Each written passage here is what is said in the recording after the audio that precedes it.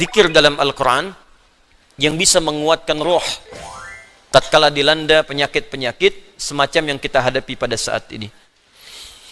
Satu, jika kita tidak tertimpa dengan penyakitnya, tapi khawatir itu hadir di lingkungan kita, maka diajarkan doa oleh Al-Quran terkait doa yang pernah dibacakan Nabi Ibrahim alaihissalam. Salah satunya terdapat di Quran surah ke-26 Asy-Syu'ara ayat ke-80. Wa idza maridtu fahuwa yashfin. Wa idza maridtu fahuwa yashfin. Singkat, padat. Wa idza maridtu fahuwa yashfin. Kalaupun aku sakit, apapun penyakitnya, pasti Allah akan menyembuhkan. Saya ulang ya. Wa idza maridtu fahuwa yashfin. Kalaupun aku ditimpa penyakit, apapun penyakitnya, pasti Allah sembuhkan. Ini bentuknya fi'il madhi tapi maknanya mudhari'. Das ya? Kalaupun aku sakit, wa idza kalau ketemu fi'il madhi maknanya mudhari'. Sebaliknya, mudhari ketemu dengan iz maknanya madhi. Iz yaqulu iz ya, iz misalnya, iz bertemu dengan fi'il mudhari maknanya madhi. Tapi kalau fi'il madhi bertemu dengan idza ya, itu maknanya mudhari, akan, belum kejadian. Ya, belum kejadian. Jadi kalau Anda khawatir dengan hal-hal demikian, kata Al-Quran tetap optimis. Tetap semangat. Ya, jadi kalau ada penyakit, ada apapun di sekitaran kita, jangan sampai berhenti beraktivitas. Kalau menjadi epidemi, jadi wabah, kata Nabi, lakukan karantina. Benar yang dikerjakan sekarang. Yang sakit jangan datang ke tempat-tempat perkumpulan, jangan keluar dari wilayah, kata Nabi, tinggal di situ. Yang tak sakit jangan berkunjung ke situ. Nah, itu perintah yang Nabi sampaikan ketika menjadi kepala negara. Maka kalau sekarang kepala negara atau lewat kementerian menginformasikan, jangan dulu orang asing masuk ke sini.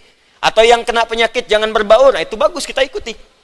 Ikuti. Sekarang DMI, Dewan Masjid Indonesia, memberikan pengumuman, ada 6 poin di situ. Kita ikuti dengan baik. Ya, jadi kalau yang sedang sakit, sedang flu, batuk-batuk dan sebagainya, dirasakan bisa menular misalnya, maka tinggal di rumah. Salat. Ya, jangan berbaur dulu, khawatir menular. Itu standar dalam hadis Nabi. Itu biasa.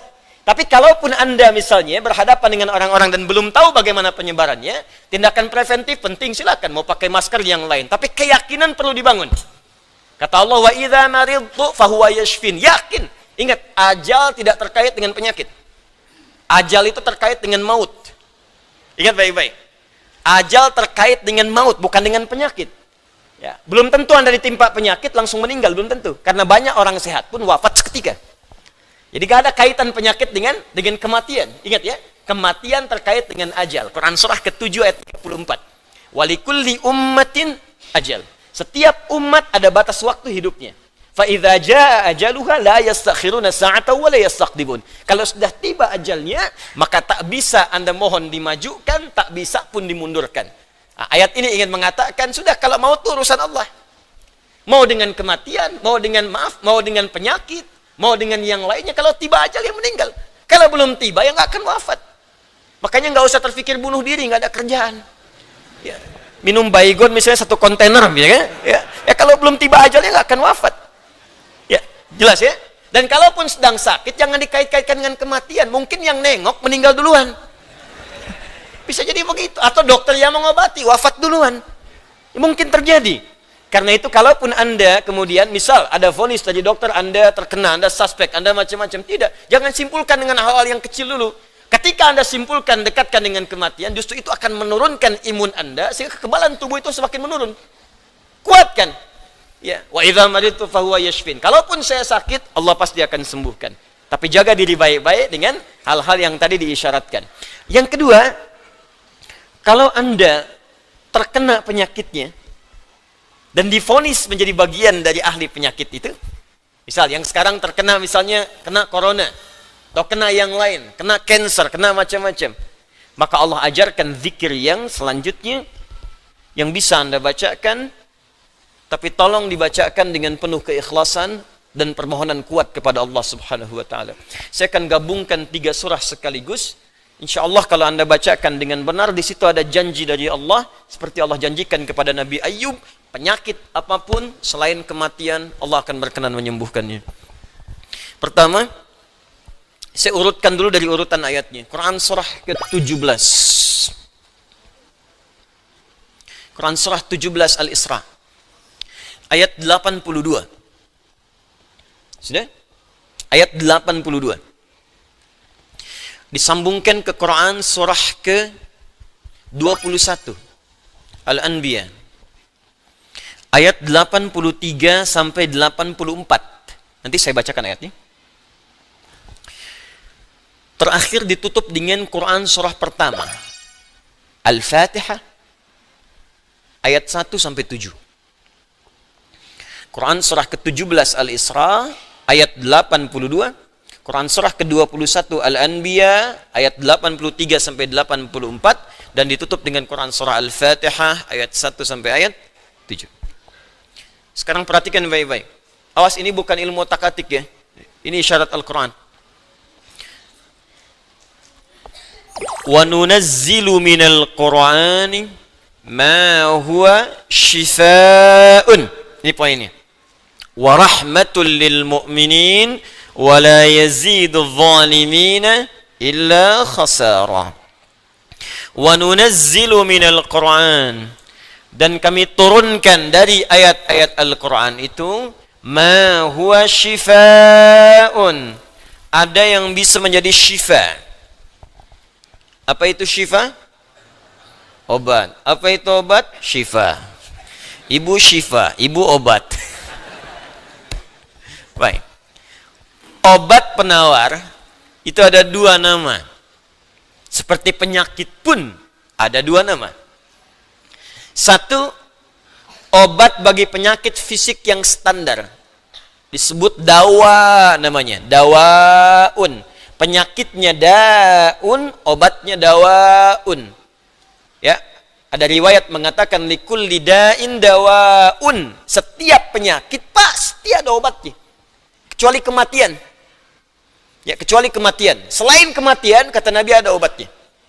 Ya, kalau kita mau kreatif, kita dapatkan analisis, dapatkan hadir. Ya, likulli da'in dawaun. Da itu penyakit fisik. Ya, pusing, sakit perut, sakit gigi, macam-macam. Kata Nabi, Anda kreatif, dapat obatnya. Obat untuk fisik ini disebut dawa namanya. Ada yang kedua, disebut dengan maradun. Maradun. Marad itu lebih kepada penyakit hati, penyakit jiwa, roh. Ini Quran surah kedua Al-Baqarah ayat 10. Fi qulubihim marad fazadahumullahu marada. Ada orang-orang munafik yang kena penyakit. Fisiknya sehat, kuat, ke masjid nomor 1, saf pertama dia. Cuma di hatinya ada penyakit. Ya, masuk masjid nyanjung Nabi, keluar masjid mencela Nabi. Nah, itu penyakit, hati-hati. Masuk masjid, nyanjung-nyanjung, keluar mencela-cela. Di depan berkata baik, di belakang menjelek-jelekan. Nah, itu sakit. Nah, itu sakit tuh. Ya. Apa penyakitnya? Marad. Obat penyakit hati ini, maka namanya bukan dawa, tapi disebut dengan syifa. Syifa. Syifaun. Tahan, pelan-pelan. Jikalau ada orang iri hati, orang dengki, mohon maaf, orang terkena penyakit hati yang lainnya, maka obatnya tidak akan pernah ditemukan di apotek atau di rumah sakit tertentu. Silahkan Anda datang ke Kimia Farma, datang ke apotek-apotek yang Anda dapatkan di sekitaran, Century dan sebagainya. Tanyakan, ada enggak obat penyakit hati? Ada enggak obat iri hati? Ada enggak obat dengki? Enggak akan ditemukan. Kenapa? Karena mereka khusus menangani penyakit-penyakit fisikal, disebut dengan daun. Tapi kalau syifa, maka ini erat kaitannya dengan penyakit yang pertama ini, penyakit hati. Di mana ditemukannya? Kata Allah, wa nunazzilu minal Qur'an. Solusinya ada dalam Al-Quran. Maka nanti Allah turunkan beberapa amalan-amalan yang saat dikerjakan amalan itu bisa menghikis, menyembuhkan, bahkan menghilangkan penyakit-penyakit hati. Cari ayatnya. Maka Anda akan temukan kalimat-kalimat dalam Al-Quran, ayat-ayat bimbingan. Ini obat untuk menghilangkan malas. Ini obat untuk menghilangkan iri hati. Bahkan ini mencegah penyakit dengki. Kalau ada orang sekitaran dengki dengan kita, bacakan ayat ini. Turun surah Al-Falaq. Kalau ada orang munafik, bacakan surat yang ini. Kalau ada orang ini, bacakan surat yang ini. Nah, pencegahan-pencegahannya, obatnya ditemukan bagiannya di Al-Quran. Tapi syifa juga memiliki makna yang kedua. Dia adalah obat bagi penyakit fisik yang sudah sulit ditemukan obat dan penawarnya. Kalau dokter sudah mengatakan, sudah ini nggak ada obatnya, ini belum ditemukan penawarnya, maka Allah turunkan kemudian beberapa ayat dalam Al-Quran berupa zikir-zikir tertentu yang kalau dilakukan dengan benar, maka melahirkan penawar yang tidak ditemukan secara fisikal.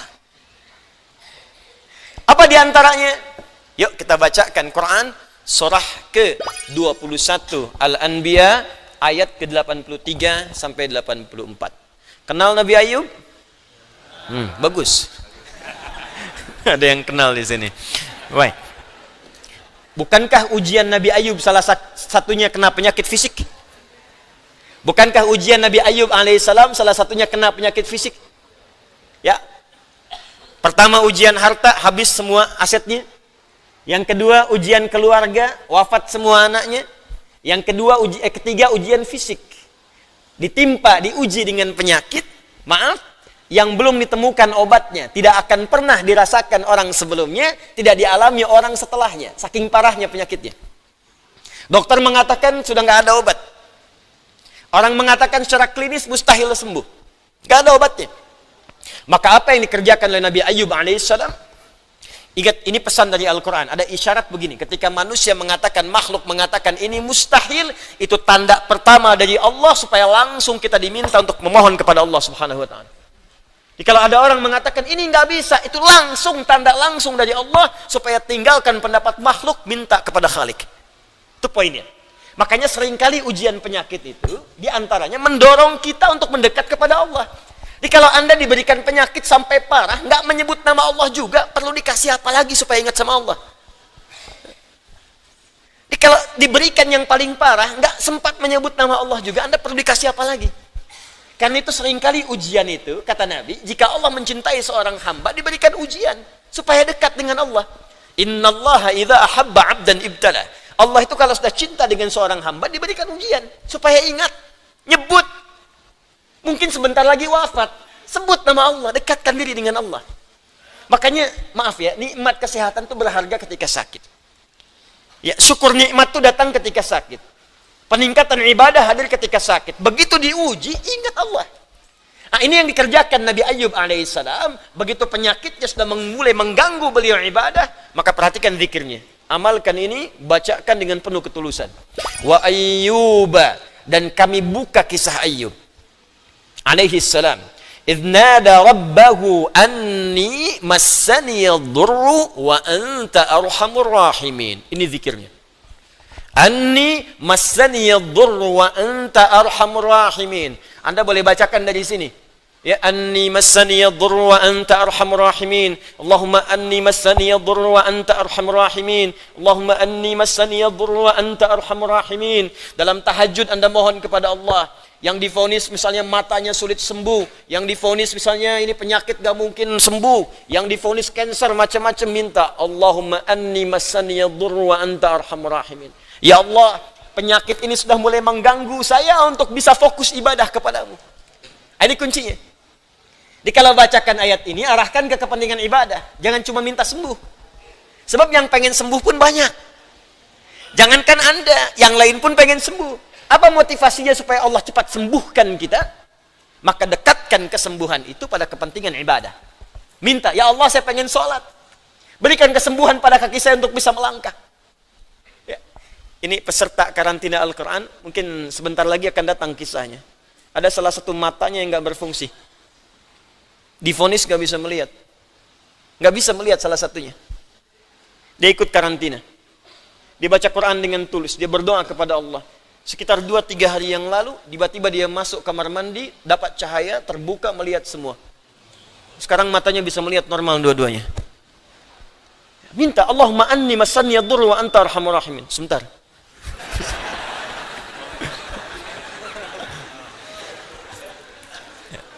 Ya Allah, ini penyakit sudah mulai mengganggu saya untuk ibadah. Saya pengen ke masjid ya Allah. Saya pengen Jumatan. Saya pengen jamaah ya Allah. Cuman karena ini saya nggak bisa lagi jamaah. Bukankah engkau menyukai hambamu yang jamaah ya Allah? Bukankah engkau menyukai hambamu yang sholat bersama ya Allah? Bukankah engkau menyukai zikir ya Allah yang kau dengar setiap waktu ya Allah? Wa anta arhamur rahimin, sedangkan engkau yang paling sayang padaku. Kalau yang paling sayang saja tidak engkau sembuhkan, lantas kepada siapa lagi aku mohon dan meminta? Kalau kepada yang paling sayang saja tidak menyembuhkan, kepada siapa lagi aku mesti meminta? Anda tahu apa jawabannya? Fastajabna lahu fakashafna ma bihi min dhurrin wa atainahu ahlahu wa mithlahu ma'ahum rahmatan min indina, ujungnya wa dzikra lil abidin. Kata Allah, kalau ada orang yang mengamalkan zikir ini seperti Ayub mengerjakannya, aku akan sembuhkan penyakitnya, hilangkan semua kesulitannya, bahkan aku kembalikan aset-asetnya yang dirasakan hilang. Anda biaya keluar sekian juta, puluhan juta, miliaran dibalikin oleh Allah, seperti Allah mengembalikan Ayub dan anak-anaknya plus aset-asetnya. Anaknya meninggal 12, sembuh kembali, istrinya hamil lagi. Setiap hamil, lahiran kembar, lahiran kembar. Lahiran sampai 12 kali, anak 24. Aset balik semuanya. Terakhir, bacakan surah Al-Fatihah dengan benar, karena Al-Fatihah disebut langsung juga oleh Nabi sallallahu alaihi wasallam sebagai syifa, sebagai syifa. Seperti pernah kepala suku saya kisahkan di pertemuan awal, tersengat kala jengking dan medis mengatakan tidak mungkin sembuh, diruqyah kemudian dibacakan itu dan Allah berikan kesembuhan. Wallahu a'lam bissawab. Ini bagian dari ikhtiar roh, bukan bagian dari pendekatan-pendekatan obat fisik. Dan semoga dengan itu Allah memberikan ketenangan, kemudahan, dan menghilangkan segala kesulitan di sekitaran kita insyaAllah. Ini sebagai respon dari beberapa saudara-saudari kita yang meminta penguatan dan doa. Sekali lagi kita doakan, semoga Allah meringankan semua apa yang kita hadapi saat ini.